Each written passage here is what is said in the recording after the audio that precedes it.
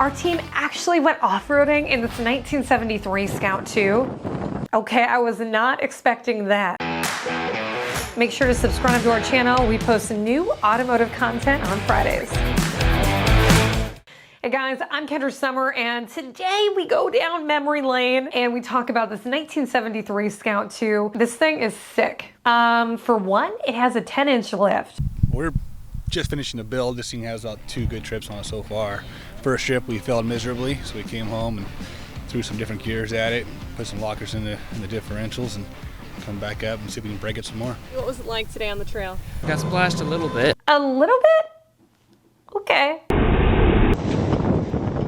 It was pretty fun. So tell me about the lift on this truck. A lot. There's axle flip and 4-inch springs plus the axle flip, which makes it kind of complicated. The axle flip's cut and turn, so there's a lot of man hours doing that. So I would say, to do the math, we're probably sitting at 9 inches plus the shackles, so 9 to 10 inches total.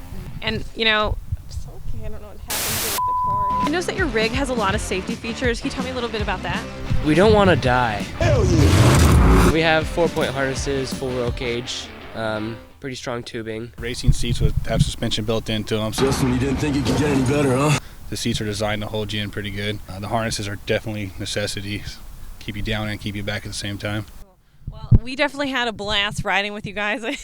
I know at certain points with that big splash, it didn't seem like it was but we had a ton of fun today. I love International Scouts. I've never been off-roading in one. This was definitely a first for me.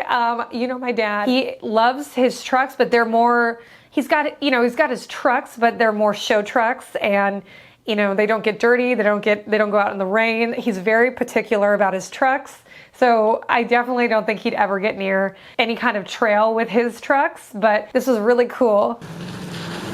Okay.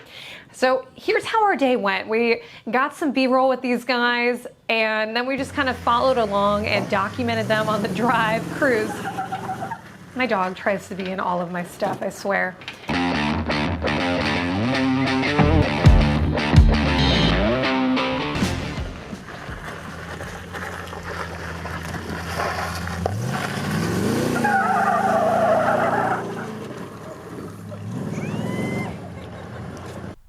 People say corn binder, it's always like, oh, that farm truck.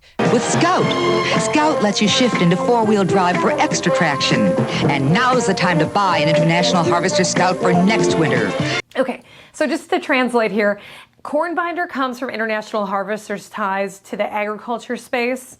So a corn binder would be a term for an International Scout. This is one of those head turners. And you were telling me that you were able to do this build on a pretty tight budget? Well, we're not country people, we're more inner city, so the corn binder is more of a back east term that came this way. This was probably a farm truck up in Northern California before we got it. A friend of mine brought it down about 3 years ago, and we started working on it when he had it, and he kind of got frustrated. We took it over. So everything we did on a very tight budget. Wholesale parts mainly with the tubing. We did all the fab work ourselves, the roll cage, the bumpers, front and rear were all fabbed.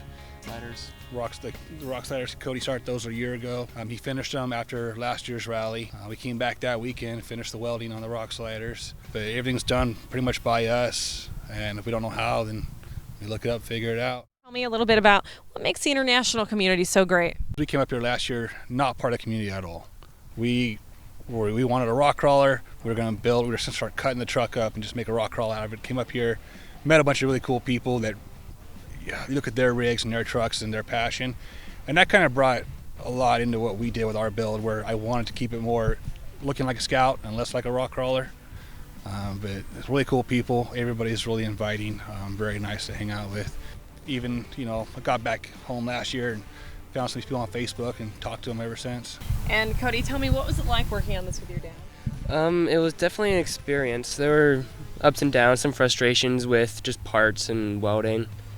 But it's been a good experience, a lot of learning, a lot of hands-on work that could be good for the future. So I do have a couple cornball jokes, and I couldn't hold back.